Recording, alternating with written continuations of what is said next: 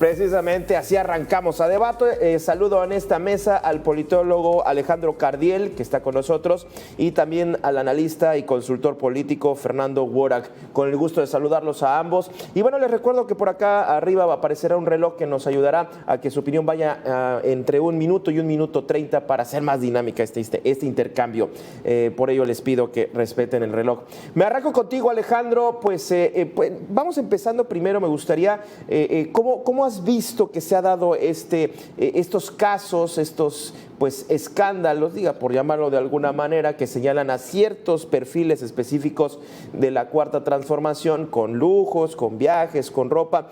¿Está degradando al movimiento? ¿Está sacudido? ¿Está dividido? ¿No está pasando absolutamente nada? ¿Cómo has medido esto que pone en la mesa de debate la austeridad? Alejandro, adelante.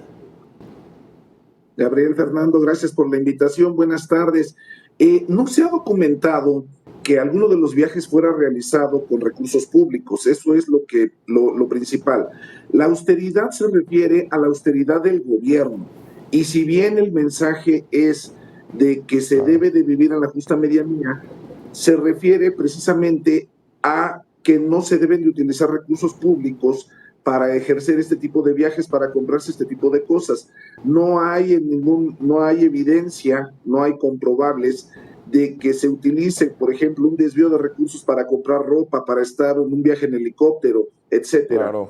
Lo que sí hay documentado es que, por ejemplo, el caso del señor Andy, que no le gusta que le digan así, pues se fue a un viaje a Tokio, por decirlo menos, innecesario. Son vacaciones, él salió con un comunicado que hasta su misma dirigencia, el presidente del Senado, le criticó ahí de manera bastante curiosa, chistosa, me atrevería a decir, por lo que dice, ¿no? Dice que gastó dinero propio, lo cual no queda duda, él es un tipo con recursos, pero al mismo tiempo, ¿no? El puro hecho de decir que se gastó 7,500 pesos por noche en un país en donde, pues eso es lo que gana la gente en una quincena, pues es precisamente una bofetada, por decirlo menos, para la gente que está en una condición menos favorecida.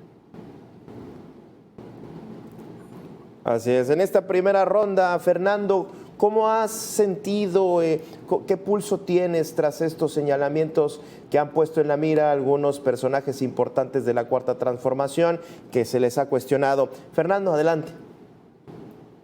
Bueno, en primer lugar, agradecer la invitación, saludos también a Alejandro, y esto me recuerda una anécdota de un viejo líder priista sindical de los años 70. Decía que vivía en un terreno pequeño y tenía un coche viejo, y en realidad esa persona vivía en un terreno pequeño, pero con un muro de 4 metros de altura, y ese coche discretamente lo mandaba cada 2 años a Estados Unidos a cambiarle el motor. Y ese es justamente el problema. Sí, no hay evidencia de que haya habido recursos, pero el problema es que no hay tampoco evidencia o transparencia de ingresos ni de intereses, ni hay una certeza jurídica de que en efecto hayan sido recursos bien habidos. ¿A qué me refiero ahorita? La austeridad sin mecanismos de rendición de cuenta, sin mecanismos de transparencia, es simulación. Y si esta austeridad se le comienza a confundir con un estilo de vida, lo único que estamos generando es simular que se vive en la justa medianía, cuando en realidad quizás tras bambalinas se están viviendo con una vida completamente de lujo. Y eso hace que políticas de transparencia y de integridad, o la falta de ellas, se conviertan en un eslogan y en una política en donde la presidenta puede golpear a opositores por razones políticas cuando se les exhiben en este tipo de lujos. Y aquí no es un problema de honestidad, no es un problema de integridad, sino es un problema de condiciones y de garantías básicas sobre ingresos. Bueno, totalmente. Y sobre todo me queda claro y coincidimos en los recursos públicos, ¿no? Que ahí el tema es que se utilicen recursos públicos, se tiene que investigar, que se estén destinando para los viajes personales de las personas. Eso ahí me queda claro. Ahora, un movimiento como Morena tan fuerte, que tiene tanto poder político, tiene gubernaturas, tiene digamos, la fuerza en el Congreso, que ha logrado las reformas, independientemente de cómo se llegaron, pero las hizo a través de esa mayoría. No sé si esto va a significar un cambio, porque me parece que tanto la presidenta Sheinbaum como la presidenta del partido, Luisa María Alcalde, han querido tratar de blindar al movimiento, de blindar la idea de la austeridad, porque pues esta ostentación, me parece, y ustedes coincidirán, pues aleja, ¿no? Aleja la imagen de un posible aspirante a un puesto de elección popular con la imagen de López Obrador, el presidente cercano al pueblo. No sé si están tratando de blindar, teniendo en cuenta esto, sobre estos escándalos, y no sé si les alcanza esto que están haciendo, o si están a tiempo, Alejandro. Sí, a mí lo que me parece es que lo que tratan de blindar es precisamente al movimiento, no a las personas. Es muy importante tratar de entender que sí hay un registro del dinero que tienen. Las declaraciones patrimoniales son públicas, se encuentran en la página de la Secretaría de la Función Pública. Entonces, ahí se ve más o menos la cantidad de dinero que tienen estas personas. Entonces, estos actos son de las personas en específico, no del movimiento en lo general. Entonces, lo que se trata de blindar es justamente al movimiento, no a la persona. Por eso es que ahorita arrojaron a Andy a los leones, ¿no? Esa es la realidad. Y él mismo reconoce en su carta, ¿no? Sí. Que tiene que pagar su cuota de humillación, lo que sea que eso signifique. A mí, bueno, lo que me parece es que lo que sí está mal es que la oposición esté ocupando este tipo de argumentos para golpetear al movimiento completo. Entonces, tenemos ahí la situación de que es dinero propio, pero la oposición, en vez de fijarse en la Secretaría de la Función Pública, en las declaraciones patrimoniales, lo que está haciendo, y esa es una queja que me parece válida de este personaje, es que le pongan un fotógrafo de tiempo completo a perseguirlo. Y bueno, regresa del escándalo en Tokio y a los 2 días lo vemos en un restaurante súper exclusivo aquí en Polanco. Entonces, él no está predicando lo que dice que debería de ser la cuarta transformación. Ahí está la imagen, justamente. Sí, lo que decía, ¿no? El ejemplo, hay que ir con el ejemplo. Como dice el clásico, pero qué necesidad. Fernando, me parecería que les alcanza a blindar al movimiento frente a estos escándalos. Lo que sí, y coincido con Alejandro, la oposición, pues difícilmente, digamos, que podría echarles en cara esa ostentación. Digo, eso la oposición lo va a hacer, por supuesto, pero pues a veces se les regresa todo esto. Y no sé si les alcanza a la oposición, teniendo en cuenta el tamaño de oposición que tenemos. Fernando. Bueno, aquí vamos a ser muy cínicos, en realidad. Morena tiene ahorita un gran discurso de legitimidad muy creíble y muy moral, no solamente por una imagen de autenticidad que Morena posicionó, sino también porque la oposición no ha sabido entender qué es lo que le pasó encima en 2018 y por qué no es creíble. Es decir, cualquier oposición va a estar haciendo su chamba, tratando de explotar escándalos. El problema no es que lo haga, el problema es que no es creíble. Y eso implica naturalmente que la oposición tiene que comenzar a hacer una autocrítica, lleva 9 años sin hacerla, necesita comenzar a tener o empatizar con las emociones que llevan a Morena al poder, no lo ha hecho, y preferentemente a rotar cuadros. Pero decir que la oposición no debería estar haciendo cosas que se espera que haga, no me parece un argumento válido en sí mismo. Ahora bien, creo que el tema aquí es, si la oposición hubiera entendido qué es lo que estaba pasando, además de hacer lo que está haciendo, debería de ser convincente en representar un arquetipo de confiabilidad. Pero las mismas personas que se les corrió del poder en 2018 no pueden hacer eso.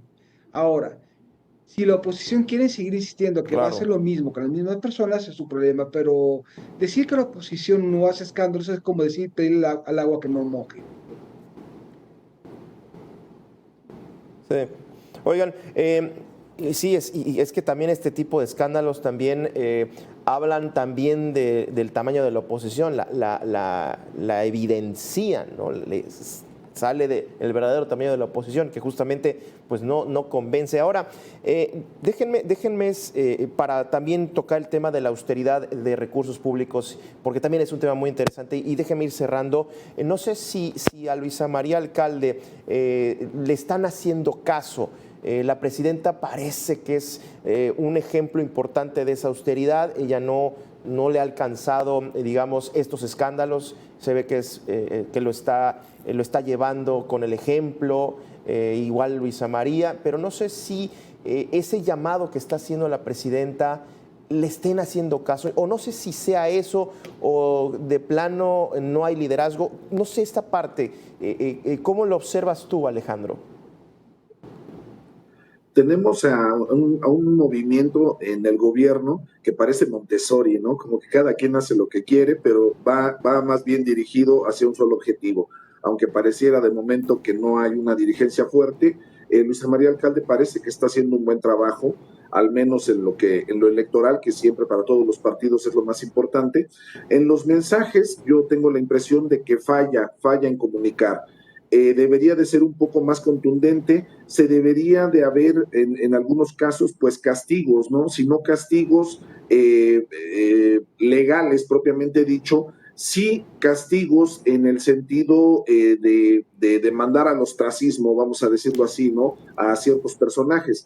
Tenemos también el caso de Ricardo Monreal, ¿no? Que también él dice, bueno, yo tengo también derecho de disfrutar mis vacaciones. Él, digo, no es secreto para nadie, ¿no? Él tiene empresas, gasolineras, etcétera. Él muy perfectamente puede pagar unas vacaciones en donde le venga en gana. Sin embargo, en efecto, al ser representante de un movimiento, pues es muy mal visto todo esto que sucede, ¿no? Más en este tiempo en el que en cualquier parte del mundo en el que se pare cualquier persona, un político destacado como estos, en cualquier lado va a haber una persona con un teléfono que los va a grabar, que los va a fotografiar. Eso deberían de saberlo ellos. Parece que no les ha llegado el mensaje claro de que no importa en qué lugar del mundo estén, va a haber alguien siempre que les tome una foto. Ese debería de ser el primer filtro que deben usar ellos. Sí, parecerían como si fueran nuevos, ¿no? En algo que ellos pues ya tienen años, exacto, son viejos políticos. Fernando, ¿tú cómo observas? ¿Le está alcanzando el mensaje a la presidenta de Morena, la presidenta de México? Me da mucho la atención que inclusive la presidenta esta semana ya, ayer o hoy me parece, ya decía, ya pasemos a otra cosa, ya lo dije una y otra vez, pero pues no le hacen caso, Fernando. Vamos a tratar de distinguir cosas. La austeridad es un medio que tiene el Estado para, a través de ciertos controles de gastos, cierta racionalidad, ahorrar, evitar dispendios. La austeridad, como lo estamos entendiendo, es una cursilería, es una cuestión de monografía de papelería. Es decir, creer que los políticos deben ser como, no sé, santos de Gollado, que surcían sus calcetines, o vivir de una forma austera, lo cual es una mera, total y absoluta cursilería. Ahora, bajo esto llama mucho la atención que se está comenzando a perseguir o a señalar a políticos que curiosamente son opositores del gobierno. Y eso lleva a separar lo que es la austeridad como un fin en sí mismo, que sería esta idea cursi de que deben de vivir con la medianía, a comenzar a utilizarlo como herramienta de golpeteo político interno, lo cual también es completamente normal, pero mientras no me digan que es una justa medianía en cuanto a estilos de vida de los políticos, yo creo que estamos comenzando a pensar en un concepto que es altamente politizable en sí mismo, que es usado como una herramienta de politización. Bajo este entendido, sí, ciertamente todos los políticos deberían de estar viviendo sabiendo que los van a grabar, que alguien que los grabe. Y esa es una cuestión de cuidado de ellos, pero creo que es cosa desde este tipo de foros comenzar a separar lo que es una cuestión regulable a una posible simulación. Ya. Oigan, tengo que cerrar, pero les doy 40 segundos para poder concluir. Alejandro, tu conclusión de este tema. Yo también coincido sobre el control de gastos que debe de existir, y tampoco se debe de estigmatizar pues quienes han hecho de un patrimonio y que tienen dinero y que quieren ir a vacacionar. Alejandro, tu conclusión, 40 segundos. Gracias. No hay evidencia del uso de recursos públicos en estos viajes o en estas compras. A Noroña también se le fueron encima por andar comprando en un City Market, una cosa así, que tampoco es para tanto, ¿no? Es gente que tiene recursos, que tiene el dinero. Si no se hace un control de gastos desde la parte de la Secretaría de la Función Pública y si no se comprueba que están utilizando recursos públicos para darse un tren de vida que no deberían de tener, lo demás, decir, gracias. Muy bien. Muy bien, Fernando, pues 15 segundos, algo breve, por favor, que ya nos come el tiempo. Adelante. Toda esta discusión viene de un discurso moral, desde alguien que dice qué es lo que es bueno y lo que es malo. Si no comenzamos a generar medidas que construyan la confianza de la gente a partir de normas y reglas de transparencia y de certidumbre jurídica, vamos a un golpe de péndulo. Muy bien, muchísimas gracias Alejandro, Fernando, les agradezco que hayan estado y que cierren semana con nosotros aquí en A Debate. A usted también que estuvo con nosotros, le agradezco y le invito, quédese en Mega Noticias.